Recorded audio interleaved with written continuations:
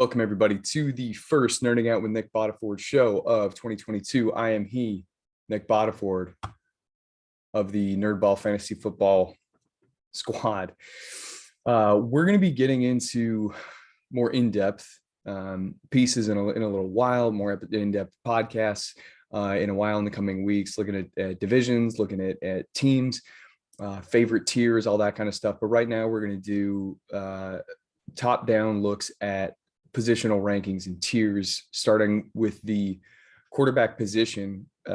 For this episode, I'm going to be using underdog ADP, that's average draft position, for those new to the fantasy game, meaning the average area where a given player is being taken in live drafts where people have money on the line. For those of you who follow me on Twitter, you probably already know that I recently put together threads on QBs, wide receivers, running backs, with quick blurbs breaking down what I think of each guy. I'll get to tight ends, but it takes some mental preparation to get into that bummer of a position. We put out early positional rankings and with some more in-depth pieces on nerdballff.com. Encourage everybody to go check those out. Those were done, I think, in May.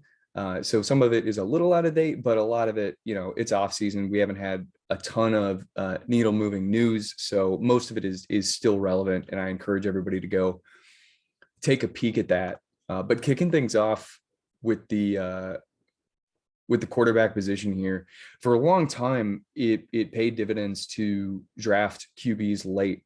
That was a strategy popularized by JJ Zacharyson of late round QB. But what we see now is there's an elite class of quarterbacks who are able to score at a rate that you can't really fabricate with late round guys anymore. Now, some late round guys will hit, but they don't hit in the way that you can sort of platoon a couple guys based on matchups to consistently compete with the elite at this position. A guy like Jalen Hurts last year, you could get him in like round 10, but he just smashed, and he finished top 5 at the position or something. I mean, he was just a monster. That is the kind of late round guy that you're basically banking on if you are going to go with the late round quarterback strategy. And so to clarify there, Hurts was quarterback 9, 321 points. Not a lot of distance between he and Aaron Rodgers, who finished number 6, though. Anyway, starting things off with our QB1, Josh Allen. Allen's an interesting case because his rushing touchdown rate is so high. And it's high in that he's basically an outlier, but he might be an outlier that you can kind of choose to bank on in that regard because he's so good rushing in the red zone. And it's how the team just chooses to use the guy. Now, that's not all he does, right? He's not limited just as a big-bodied bruiser. He's 6'5", 230 plus.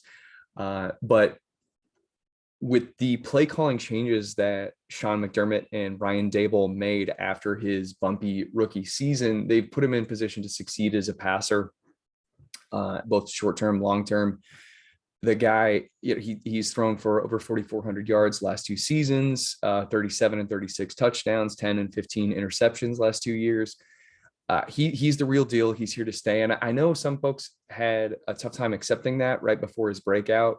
But he's proven that he's the real deal. And he did begin rushing more in the open field. We like quarterbacks who will rush, not just in the red zone, because touchdowns can be variable, but we like guys who will rush between the 20s because that yardage is just more consistent on a week-to-week basis. So there's some concern that the departure of offensive coordinator Brian Daboll to the New York Giants, there's some concern that that's going to impact their play calling. And it probably will to some degree because Daboll is a genius, but Daboll and Sean McDermott have known each other since 1997. By all accounts, they have a fantastic relationship. I have no doubt that Sean McDermott was picking his brain for the entire time that the two men were working together in Buffalo. So they have 3 years. McDermott, the head coach, has 3 years of learning from and teaching his former offensive coordinator. So I don't think that this offense is going to, I don't think it's going to regress negatively.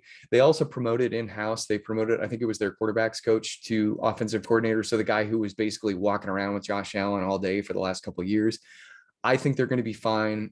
The division is improving. We like frequent matchups with good offenses, even more than we like matchups against bad defenses, because offenses will push each other in ways that a good offense against a bad defense kind of can't. Anyway, Josh Allen, he's my overall quarterback one. When we debuted this list, Kyler Murray was there, and we'll get to him in a second. He's currently my quarterback three. But next guy up, Justin Herbert of the LA Chargers. he's quarterback two. Herbert is basically Josh Allen 2.0. They're built very similarly. They play very similarly. Big armed guys who have the ability to drop the shoulder, lower the boom. We like Brandon Staley quite a bit. Now, head coach Brandon Staley. Staley kind of changed some of his play calling tendencies as the year progressed last year, and that wasn't great. But Herbert is he's established himself as a member of the quarterback class where you can make up for foolish decisions by your quarterback, or excuse me, by your head coach. I think the world of Herbert, and I think that if we're talking dynasty, I think that there's a strong case to be made that he should be the quarterback one instead of Josh Allen and Patrick Mahomes. And it's just because he's a little bit younger than those guys. They have solid offensive infrastructure. They have to continue to draft at certain positions. Keenan Allen and Austin Eckler aren't going to be around forever, but they just extended Mike Williams. They have Josh Palmer in-house. Some of the smart folks on Twitter, go listen to Establish the Run, one of their more recent podcasts. The Chargers do lack some speed, but they have Jalen Guyton out there. And hey, you can draft a burner in round 2 next year for long speed. So I like Herbert a lot this year.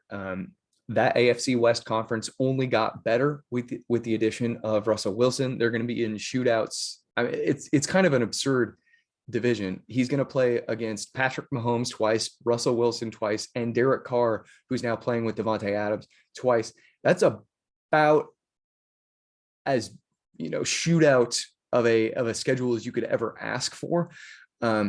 So yeah, I think Herbert, he's going to be putting up fireworks this year. I would comfortably take him as my quarterback two. He is being drafted as the quarterback two on Underdog. Josh Allen currently coming off the board, number 30 overall, Herbert at number 44 overall. And I think 44 is an okay place to take a quarterback. It's beginning in the 4th round. Ideally, you're probably pairing him with Mike Williams.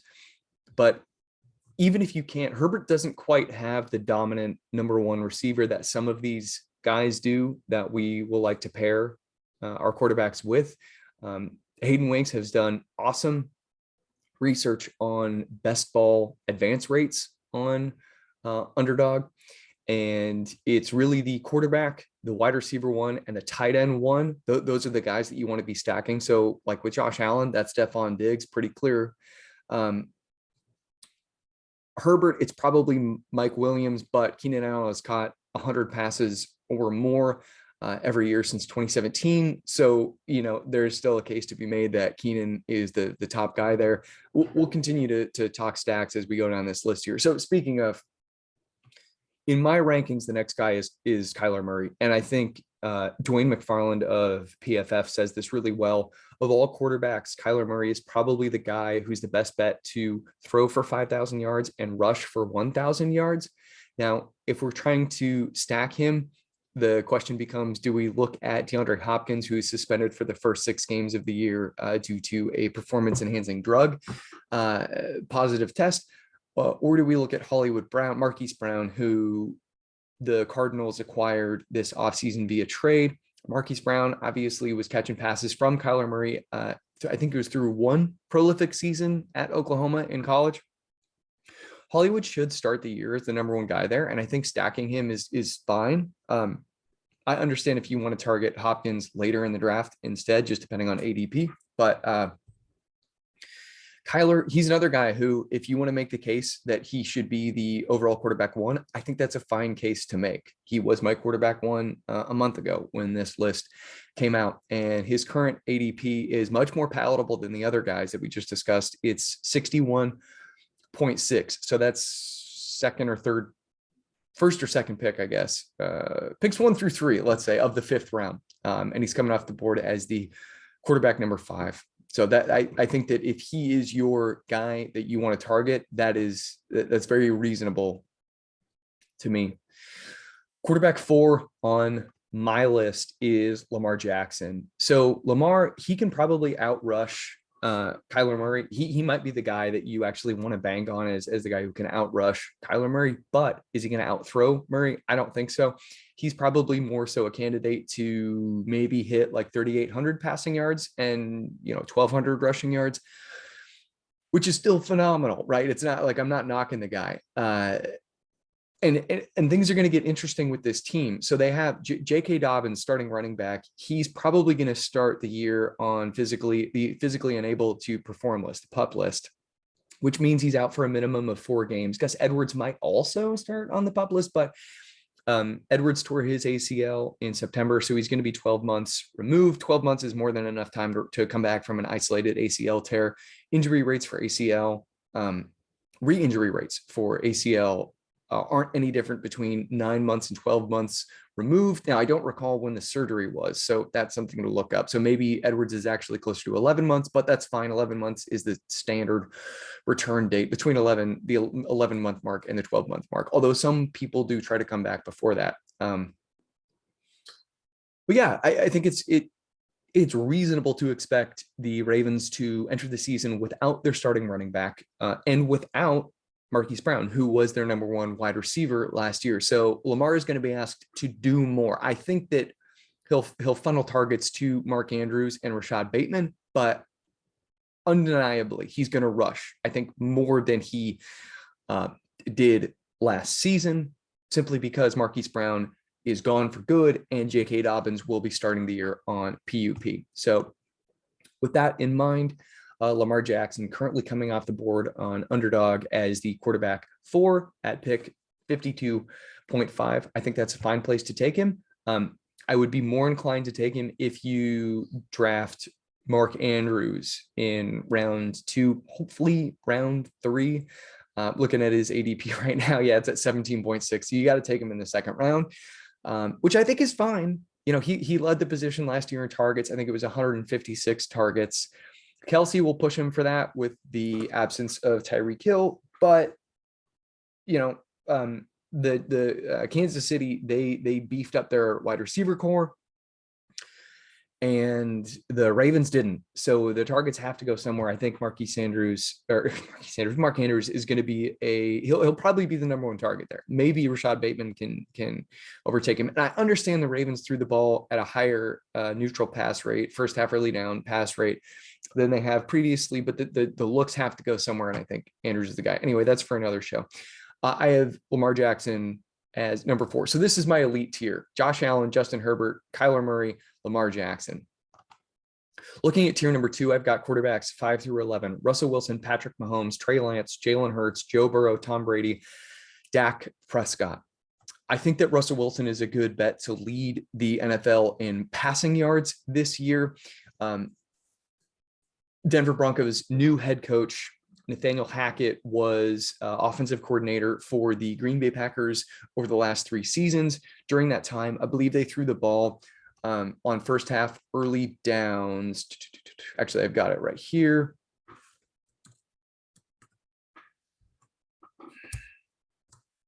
Oh, actually, that looks like that passing rate might not have made it through final edits. So I believe the first half early down passing rate for the Green Bay Packers was between 54 and 56%. I'm going to look that up right now.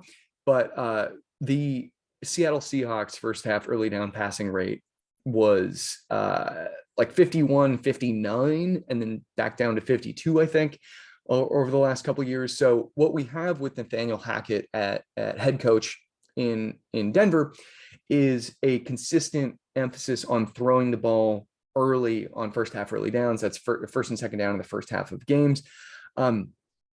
That is not going to be tops in the league, right? That's not going to be like the low 60 percentile that the Buffalo Bills will probably hit, but it's a consistent rate, and the Denver wide receiver core is loaded. So I like Russell Wilson a lot. Now, can you make the case that Mahomes or some of the rushing guys like Jalen Hurts could be ranked or could be drafted ahead of Russell Wilson? Yeah, you totally can. But again, what I like about the AFC West is the strength of schedule. Russell Wilson is going to get to play against Justin Herbert, Patrick Mahomes, Derek Carr 6 times this season. It's going to be plenty of shootouts. So I like Russell Wilson a lot as the quarterback 5 this year. He is currently being drafted on Underdog as the quarterback 8 or 9 at pick 77.7. So that is a fine place to take the guy. Moving on to Patrick Mahomes, you already know who he is. He's probably the best passer in the NFL. He'll be without Tyreek Hill this season, but they went after the wide receiver position heavily when Tyreek Hill departed. So they brought in Juju Smith-Schuster, they brought in MVS, and drafted rookie Sky Moore. Sky Moore has a great profile. I think that he could lead the wide receiver core in targets, but he's a rookie receiver, so it's fair to question what he's going to be able to do. Juju is on a prove it deal, and MVS got paid, which I have mixed feelings about, because I think that MVS is an effective attention drawer of the defense, but I don't think he's actually that good as a downfield wide receiver. Is he a top 15 downfield receiver? Maybe. So that's probably fine for our purposes. But anyway, Patrick Mahomes, you know who he is, and I think it's fine. You could take him in the elite tier, and Underdog drafters he's going as the QB3, 44.7. But yeah, for me, he's QB6. Okay, next up, we got a pair of rushers, and I'm just going to tackle these two guys in conjunction, Trey Lance and Jalen Hurts. Trey Lance, I am banking on San Francisco starting the year without Jimmy Garoppolo in-house. Maybe that's foolish of me, but I think what this guy can do in the Kyle Shanahan scheme is going to be special. It's going to be a better form of Robert Griffin III, and they have a crazy pass catching core around him. Y'all know I had Trey Lance, I think, is the quarterback 9 entering last year, and I'm sure it burned you as it burned me. But I think this year is the year that we are rewarded if we ended up taking him in dynasty drafts. Jalen Hurts, we already know who he is. He's an excellent rusher. He's like beating Mike Vick numbers on a per game basis. The Eagles threw the ball on first half early downs something like 66% of the time last year.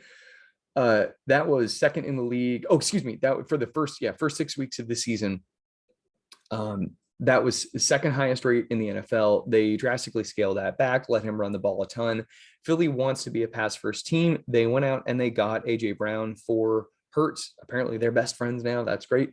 I don't think that they're going to go back to the 66% first half early down passing rate. But they're gonna put more of an emphasis on throwing the ball because they want to see who Jalen Hurts is. They added another first round pick via trade this offseason. I think it's really clear that they want to test Hurts, and if they don't like him, they're gonna add one of these supposedly elite rookie quarterbacks that are going to be entering the league next year. The 2023 QB draft class is it's very good. So yeah, I think they're going to try to see if Hurts can hang as a pass first quarterback, and for our purposes, that's great. We want him throwing the ball, and we want him on the move. Jalen Hurts, if he wanted to make the case to me that he should be in that top 4 group, I get it. 63.5 as his ADP. Again, that's early 5th round. And that's fine. You pair him up with AJ Brown, and I think you have a winning strategy. AJ Brown's injury history is well documented, but you can draft him right now at the beginning of the 3rd round. And we're talking about a guy who just as a talent is probably top 5 wide receiver in the NFL. Moving on to quarterbacks 9 through 11. These guys are more pocket passers, but 2 of them are mobile. Joe Burrow, Tom Brady, Dak Prescott. Burrow He's interesting because he's stuck with Zach Taylor, who is sort of as good of a play caller as he isn't. They do some strange things, but he's got his guy, Jamar Chase. You don't need me to tell you why Joe Burrow is a very good high floor quarterback one. Now, he doesn't have the rushing floor that we probably hoped he would. He actually kind of profiled similarly as a rusher to Russell Wilson when he was entering the league. But he had one of his knees blown up. He can still move, but he's not going to be that prolific guy. Now, maybe he can sneak a few in around the goal line, and that would be a fun way that he might be able to access like a top 7 quarterback finish. But stacking this guy with Jamar Chase or T. Higgins is a winning strategy. Tom Brady, his pass catching core is thinning out a little bit with Chris Godwin probably starting the season on PUP. Gronk maybe retired and Antonio Brown gone, but the guy is still one of the most efficient passers in the NFL, and he still has good targets at his disposal. So I'm very comfortable taking him and banking on touchdown efficiency, although touchdown efficiency is not something that we want to bank on as a rule. Dak Prescott, he lost Amari Cooper. That's a big bummer, but he's really, really good. The team does intelligent things in their play calling, a lot of play action. They do like to throw the ball early. Of course, their reliance upon Ezekiel Elliott is holding back the offense, but Dak, he was putting up phenomenal numbers before he got injured. And I think that he's another guy who next season we could be talking about as an elite guy, but he doesn't have the rushing profile that Josh Allen or Justin Herbert have. So I do think it's important to rank him behind those guys. Now, things get really interesting here in this next tier. I have them quarterbacks 12 through 16, and I think you can arrange them in any order. And I know I'm hedging a little bit with some of these other guys, but here's where things get fun. Justin Fields, Matthew Stafford, Kirk Cousins, Daniel Jones, Derek Carr. These aren't hot takes. Allow me to explain. Justin Fields, we know that he has a rushing profile. Now, he prefers to throw the ball. He is a pocket passer who can friggin' move. He is not Jalen Hurts, although his rushing ability might be, Jalen Hurts light. I'm banking on the absence or the departure of head coach Matt Nagy, who was out of his depth as a head coach last year. I don't think that new head coach Matt Eberflus is a wizard, an offensive wizard, but I think anything is an upgrade on Nagy. They retained Darnell Mooney. They did not retain Allen Robinson. He's going to have his work cut out for him, but these kind of guys who are developing or promising and who have big time rushing floors are the kind of guys that you want to bank on. Fields ADP, got to remove the wide receiver filter there. His ADP is 124.3. So we're talking about a guy at the beginning of the 10th round. If you want a late round quarterback to go after, and I'm not saying a guy who you should probably draft him as your quarterback too, but Fields, the way that he wins for you, the way that he hits his value is that he becomes your quarterback one here. And I think that he has that in his potential range of outcomes. Matthew Stafford was phenomenally efficient last season. He finished as the quarterback 5. Now they've had some shakeup in their wide receiver core, but they brought in Allen Robinson, who I think is a friggin' steal that we all need to be trying to acquire this season, in dynasty, in redraft, what have you. Stafford, I don't expect him to be that efficient because that kind of efficiency for a pure pocket passer is hard to maintain. But he's coming off the board 95.6. My math here is going to be end of the 8th round. I think that is a fine place to take him if you can get him with Cooper Kupp, or even add him with Allen Robinson, not in best ball. Again, we already touched on the wide receiver 1, tight end 1 stuff. But Stafford, he's a fun guy to stack him with Kupp for sure. Stack him with Allen Robinson in redraft and profit. That's how it works. Okay, Kirk Cousins. Cousins is a candidate to finish right up there with Burrow, Brady, and Prescott. The reason I say that is Cousins has shown that he's a really efficient passer, and he's been stuck in one of the least intelligent offenses for quite some time. The Mike Zimmer Minnesota Vikings was one that relied on talent rather than intelligent play calling. Zimmer always wanted to establish the run, and he would allow his passing game to flex its muscles more so reactively than proactively because of the fact that they were running the ball at such high first half early down or neutral pass play rates. We have a quote from Justin Jefferson this morning, where he is saying he's going to play the Cooper Kupp role, but not entirely. The point is, though, he did come out and say this is going to be a pass first team. Now, last year they were at 50% first half early down passing rate, which, by the way, sharpfootballstats.com, their situational run pass ratios tool is great. I encourage everyone to go play with it. It's important to teach yourself how to fish rather than, just listening here. Keep listening, but go play with these tools. They're very helpful. Kevin O'Connell, new head coach. He was the offensive coordinator in Minnesota last year, and I believe the season before that. They're going to be a pass first team, and Kirk Cousins, I think, has a chance to have a career year. Daniel Jones. So this one obviously could blow up in your face, but here's the thing: the cost of drafting Daniel Jones is absolutely nothing. He's coming off the board with an ADP of 156.9. Jones is not Josh Allen. I'm not saying that. What I am saying is that he plays in a very similar manner.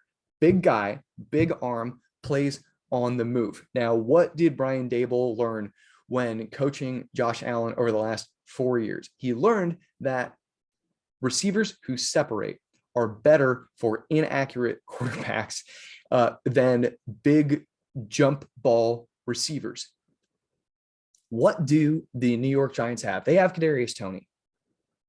They currently have Darius Slayton. We don't know if he's going to stick around. There's rumors that he's going to get cut, but Kadarius Toney led the Giants in his limited time on the field last year with an average separation at the catch point of 3.4 yards. That's very good.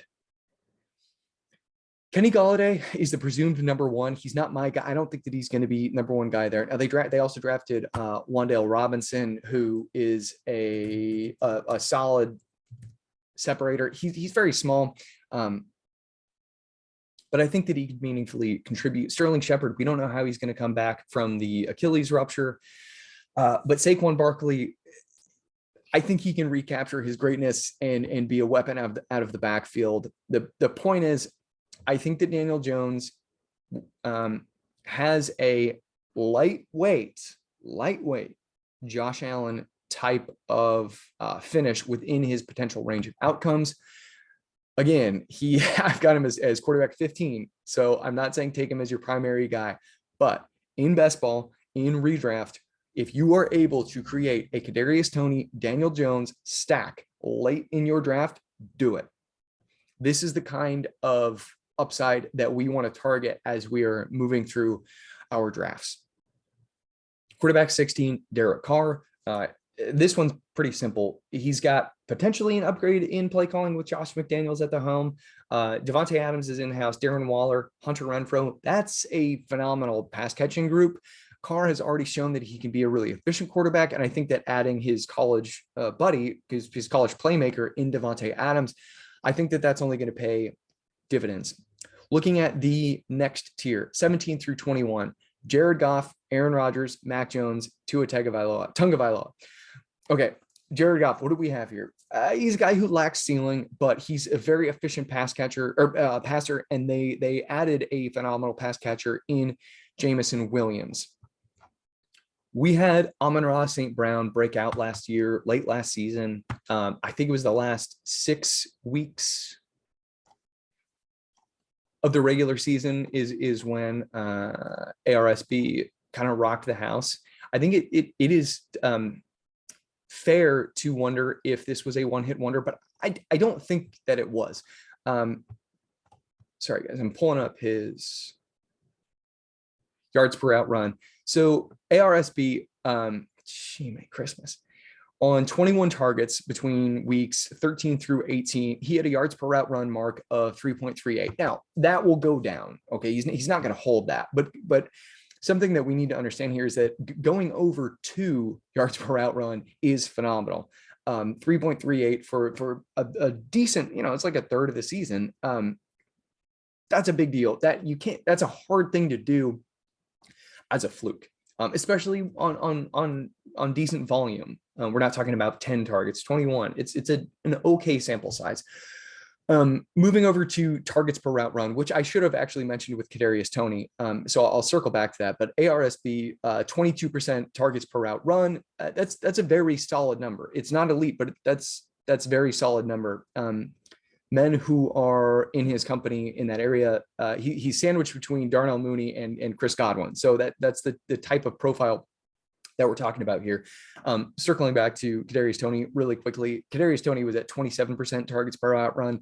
That was 5th in the NFL for players who had a minimum of 50 targets. So targets are earned. Carries can be not earned, right? If you're the backup running back, the starter gets suspended or misses time, they're just going to load up that backup guy. They're going to give him the work because that's his role. Targets are much harder to get volume.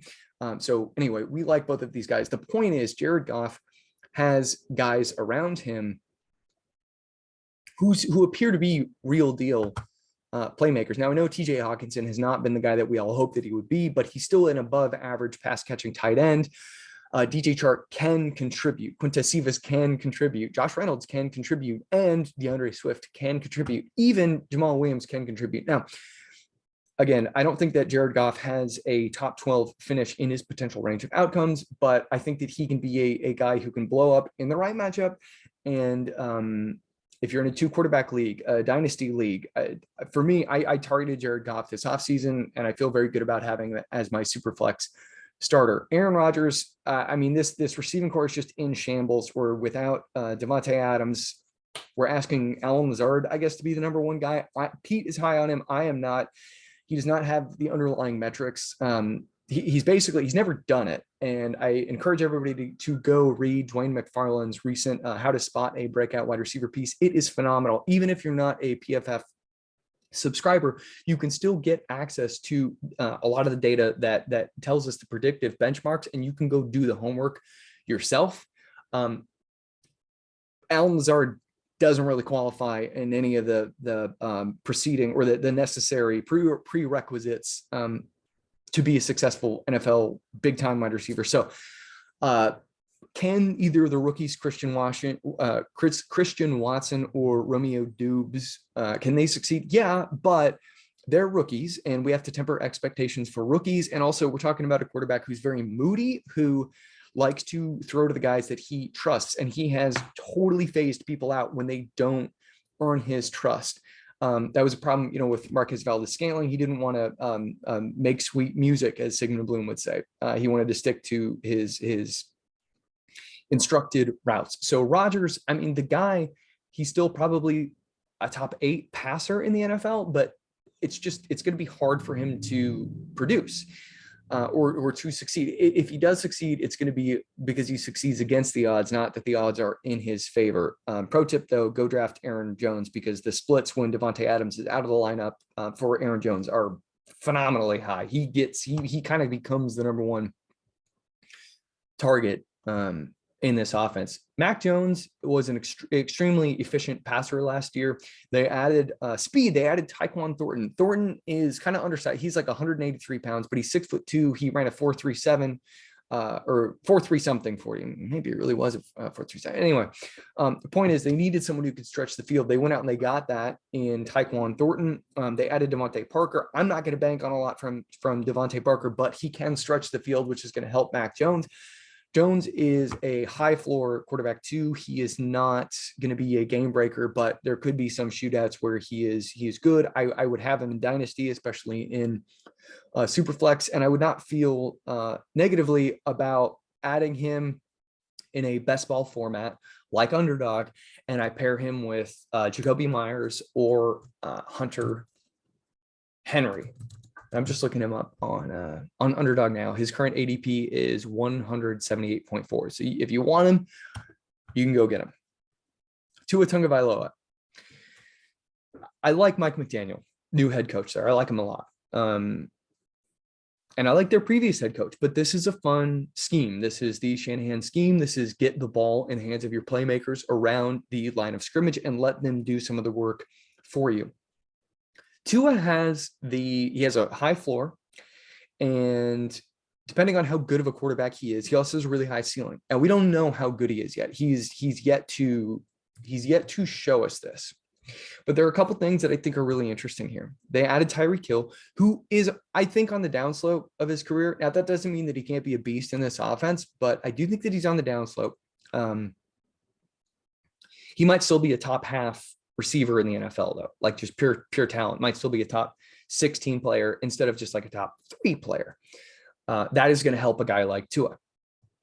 What I want to touch on here, though, is Jalen and Waddle.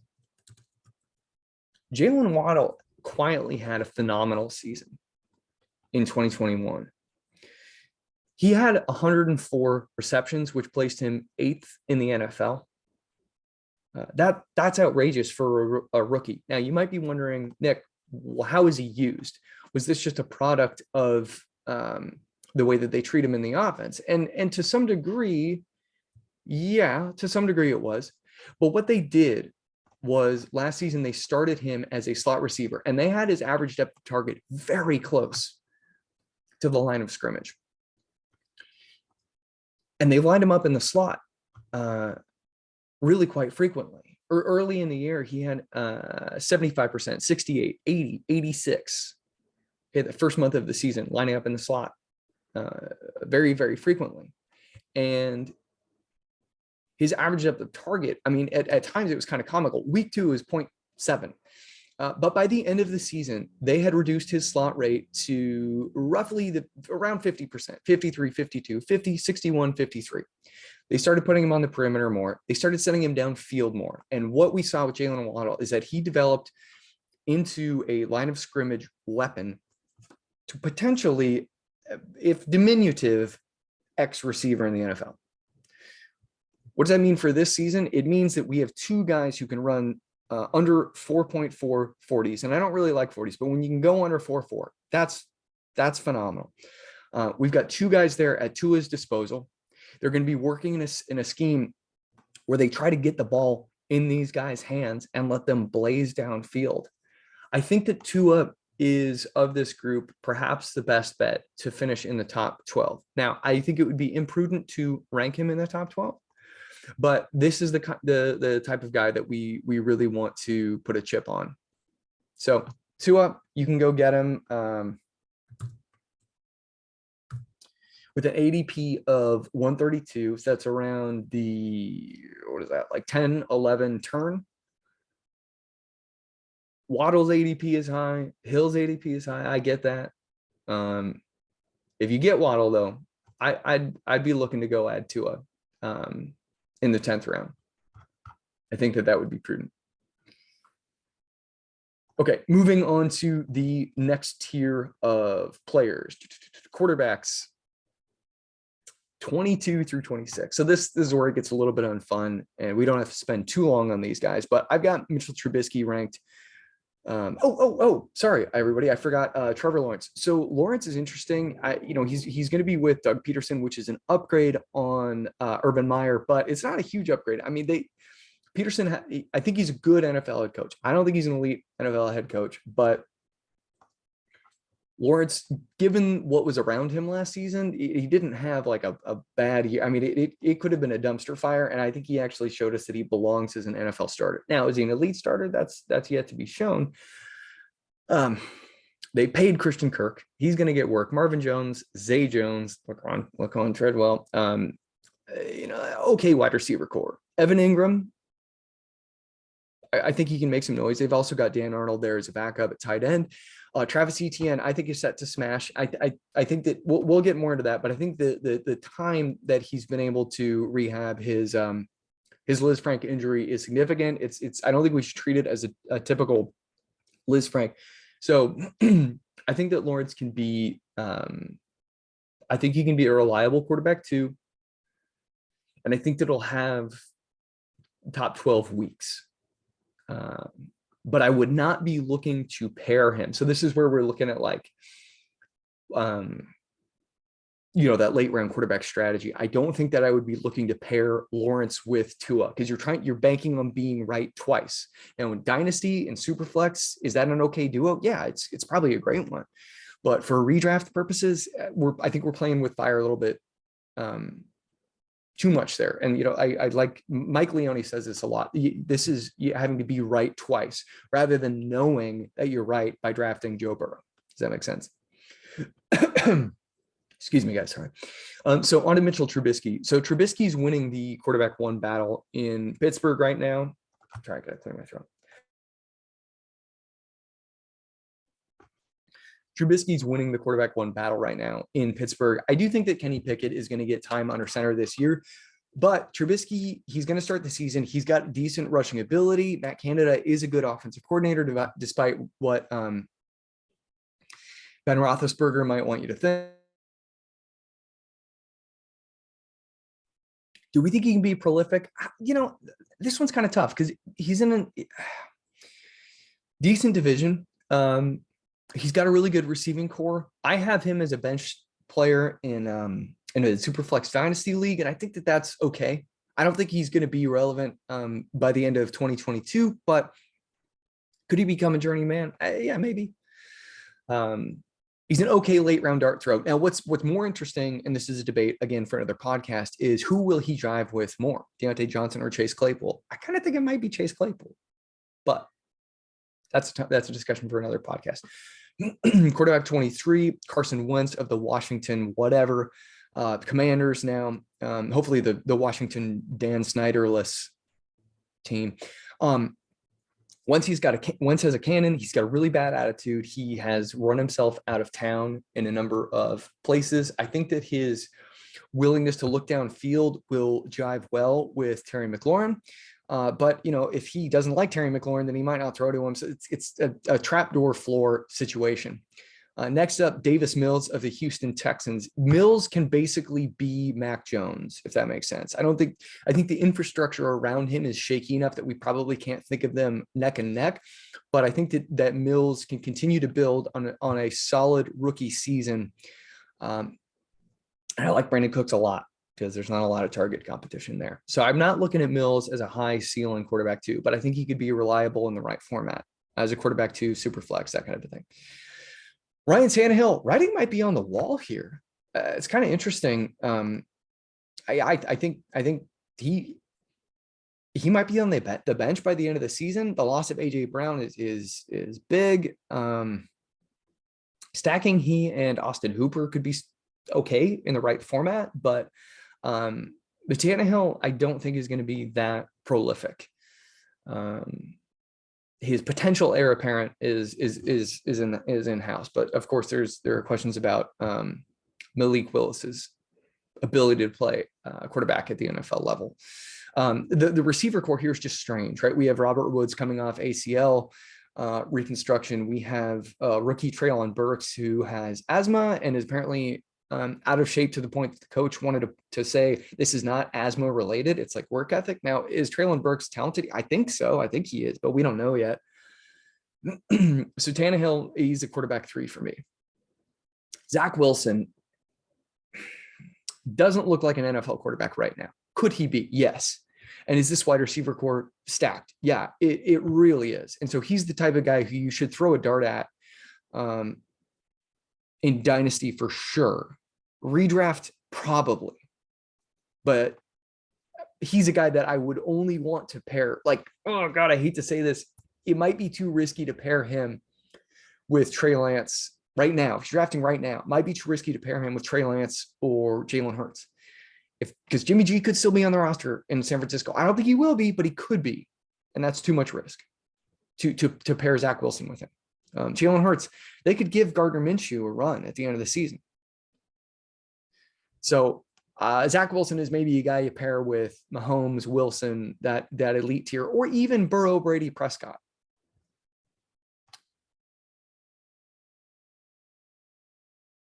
Oh, and we're already in the next year, by the way. So 27 to 32. Okay, next up here, the rest of this here is Geno Smith, Marcus Mariota, Jameis Winston, Jacoby Brissett, Sam Darnold, Geno Smith, man, it looks like he's going to win the starting quarterback job in Seattle. I think they ran something like over 2 games worth of fewer plays than the Bills did last year. I mean, Pete Carroll he's a moron. I'm sorry. Pete Carroll doesn't know what he's doing. He was built for a different era. He refuses to change. And I did see that they hired a few people from some sort of analytics company. And I'm not saying you got to go whole hog, like the Eagles have in the analytics world. But at this point, Pete Carroll has proven that he's willfully ignorant. They're going to ask Geno Smith to dig them out of situations in third and long frequently, and you want your quarterback to throw against run defense packages on first and second down, and they're not going to let him do that. They're going to ask him to throw on 3rd and 6. Don't draft him. Marcus Mariota, I mean, he could get it done maybe on the ground, but it's interesting, right? Arthur Smith, he liked Marcus Mariota a lot in Tennessee, and he's happy to have him here in Atlanta. But Mariota, he's like a quasi game manager who's kind of reliant on his legs, but doesn't run enough for us to want to like him. Long shot there. Jameis Winston, we don't know what the play volume is going to be. They've got Dennis Allen at quarterback or at head coach now. He was a ball control, or he was the defensive coordinator. So, they've got at Winston's disposal right now, they have a promising rookie in Chris Olave. They have an aged Jarvis Landry, and they have a Michael Thomas who appears to be doing rehab by box jumps. Like, Michael Thomas might not be ready to play. His range of outcomes is so crazy right now that we don't even know if he's going to be available. So Winston, he's got play volume issues here. He has a pass catching receiver core that's kind of shaky. Alvin Kamara, who's obviously one of the best receiving backs in the NFL, might be suspended for 6 games. Shame on what's his name, Mike Florio, for ginning up a media cycle over non-news. Anyway, that's beside the point. But Kamara might not play for the first 6 weeks of the season. Winston, he's going to be digging himself out of a QB3 hole, I think. The Cleveland Browns, we have no idea what's going on with Deshaun Watson. He's got cases being settled. He has more accusers coming out of the woodwork. The team could still cut him. We had a report yesterday saying that the league doesn't want to go through an appeals process, so they might accept a 6 to 8 game suspension if that's what the neutral arbiter rules. But we also have reports saying that they want an indefinite suspension that with a minimum of 1 year. So if you want to draft Watson, I guess go for it. I'm not going anywhere near him. And this is putting the moral aspect aside. This is just saying from a pragmatic fantasy lens, I can't imagine drafting him, but I also wouldn't draft him. Pragmatics aside, so to speak. Anyway, so Jacoby Brissett is evidently going to be the starting quarterback for at least half the season in Cleveland, and maybe the full season, and maybe longer. We don't know. Baker Mayfield's not coming back. I think Jacoby Brissett is a perfectly nice guy, and he's shown out for his team from time to time, playing through injury. We had that in the news cycle recently, but it's going to be awfully hard for him to succeed on limited play volume. He's got good guys around him, good pass catchers, but yeah, Jacoby Brissett is a quarterback 3. We have Sam Darnold as the final of the 32. Matt Rule basically needs Matt Corral, the rookie, to succeed for Matt Rule to keep his job. So this is not the kind of guy that I really want to be banking on. But if he's your quarterback 4 in a Superflex league or something, I guess you could do that. DJ Moore could carry him, but shout out to DJ Moore. All right, of the remaining guys, I will go through the order in which I have them and then highlight a few names. Kenny Pickett, Jimmy G, Taysom Hill, Baker, Drew Lock, Deshaun, Desmond Ridder, Malik Willis, Gardner Minshew, Case Keenum, Teddy, Tyler Huntley, Matt Corral, Sam Howell, Tyler Heineke, Jordan Love, Kyle Trask. Pickett will take the reins at some point, and I think he could be a good ball distributor, and he might be able to finish as a quarterback too on a points per game basis. So I think bench stashing him is fine, but it's going to be, I mean, the only way you're taking him is if you got a sure thing at quarterback. Okay, do not go near him if you were drafting one of these upside guys. Daniel Jones and Kenny Pickett is too risky even for me. Jimmy G, probably smart quarterback 3, in a super flex, but we don't. There's so many variables going on here. I mean, there was a rumor that maybe like you could swap him for Baker, and in that instance, you could start him as a quarterback too, high floor guy. If you're drafting now, yeah, you could take him, but obvious issues at hand here. Taysom Hill, probably draft him if you can start him as a tight end. Baker, I mean, best case scenario, he is throwing the ball 17 times a game for Pete Carroll. Maybe 22 times. In the right format, quarterback 3 and Superflex. Okay, sure. But hopefully it's best ball. Drew Lock, I'm not going near him. And here I go, naming all the, we'll just go through the whole list. I mean, we already talked Deshaun Watson. Desmond Ridder, probably going to take over for Atlanta at some point this season. I think that he's fine in the right format, but super risky. I mean, he could not start until after whenever their bye is. So you're not somebody that you want to be banking on. Malik Willis might not even get looks until, after the bye for sure, but this could be like week 17. They see what they've got. And even then, they're throwing to some question marks. I think the world of Robert Woods, but he's coming off ACL reconstruction. And like we just said, Treylon Burks is evidently so out of shape that the coach wants to say it's not just asthma here. So there's work ethic issues or something going on there. Gardner Minshew, fine bench stash in the right format. We know he can play. And I think that he's just the new Ryan Fitzpatrick. And I mean that in every way possible, but bench stash only. You could probably just add him if you need to in free agency. Case Keenum, super intriguing backup, but only a deep league add because he's the backup in Buffalo. If Josh Allen were to miss time, and I always say miss time, I don't want to talk about injuries really because that sucks, but also, guys get suspended, guys, I don't know, he could protest. Who knows what's going on? And that's not anything against Josh Allen. Josh Allen's one of my favorite quarterbacks in the NFL because he's just a phenomenal player. But Case Keenum, backup for Buffalo, that's not a bad thing not a bad guy to have on your roster in a super, super deep format. Teddy Bridgewater, I'm not interested. I'm not interested. I mean, he could, we've seen him. He's already had opportunities to be a starting quarterback. He's a floor play who's going to be lucky to pass like quarterback 18 on a given week. Again, it's a great scheme. So shoot, I guess put him in the same bucket as Keenum. Tyler Huntley, the dude can play in a backup capacity, but he's not that good. He just, it's going to take an injury or missed time. Geez, there I go. It's going to take missed time from Lamar for Huntley to enter, obviously for Huntley to enter starting conversation. But even then you might be able to find a more effective super flex starter, but depending on your construction, he might be an option. Matt Corral, he's got some rushing to his game. Sam Darnold just appears to be totally broken, and Corral is a candidate to actually start sooner than later among the rookie quarterbacks. The pass catching group around him is super interesting. I mean, DJ Moore continues to put up between like 1,150 and 1,200 yards every year. He scored 4 touchdowns in each of the last 3 seasons. The man is due for positive regression. As far as the depth chart goes, DJ Moore, Robbie Anderson, Terrace Marshall, we'll see. Rashard Higgins is like a reliable backup guy.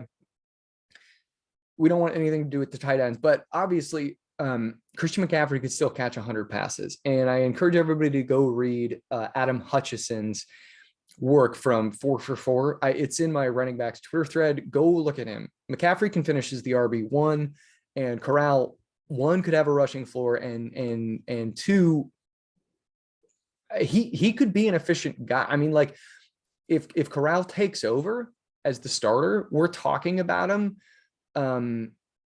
like between Lawrence and Trubisky. And frankly, maybe higher. Yeah, yeah, he could maybe mess with like Jared Goff's range if everything falls in the right manner. Okay, Sam Howell, he could take over for Wentz. I mean, Wentz is he's a problem in the locker room. I'm not interested in Tyler Heineke. I mean, we know what Heineke, who he is. He's the kind of guy who 3 years ago could maybe beat you on a per game points basis in a bet with Pete. But yeah, Heineke, props to the guy for doing what he's done. But I think they brought in Howell for a reason, because they're not satisfied with Heineke being the primary backup. Jordan Love just looks like a wasted pick. And if Rodgers misses time and Jordan Love has to throw to Allen Lazard, good luck. Kyle Trask, probably not the backup, or probably not the quarterback of the future for Tampa Bay. Okay, that'll do it for the quarterback position. Please hit me up with any questions you guys have. Happy to answer them. Happy to look at team specific things. Yeah, we're here to help. Tune in again real soon. We're gonna be hitting these positions pretty quickly here. I might put out another podcast today, probably on wide receivers. That would make the most sense. So anyway, thanks so much for listening, guys. Talk to you soon.